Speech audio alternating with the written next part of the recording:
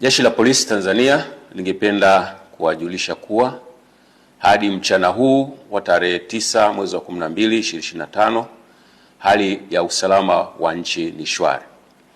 Vyombo vya ulinzi na usalama vinaendelea kuimarisha usalama nchini sambamba na kulinda maisha ya watu na mali zao. Aidha, Jeshi la Polisi lingependa kutoa wito kwa wananchi kuendelea kuzipuuza picha mjongeo na picha mnato zinazoendelea kusambazwa kwenye mitandao ya kijamii zikionyesha kwamba kuna maandamano yameanza maeneo mbalimbali. Taarifa hizo sio sahihi. Wanatumia picha mjongeo na picha mnato za matukio ya nyuma kama vile ya tarehe 29, tarehe 30 na tarehe 31 mwezi wa 10 2025.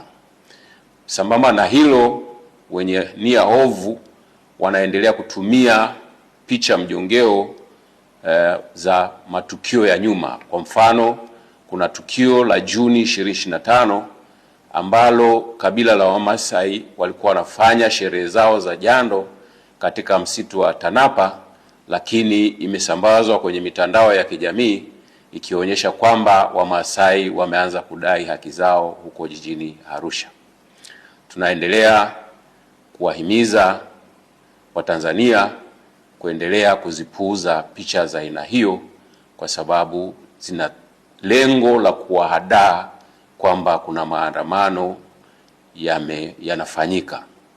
Ikumbukwe kwamba maandamano hayo ambayo yalikuwa yanapewa jina la maandamano ya amani yasiyo na kikomo yalipigwa marufuku toka tarehe 5 mwezi wa 12 2025 kwa sababu hayajakidhi matakwa ya kisheria ikiwepo sheria mama, yani Katiba ya Jamhuri ya Muungano wa Tanzania ya mwaka 1977 na sheria ya polisi na polisi wasaidizi sura 322.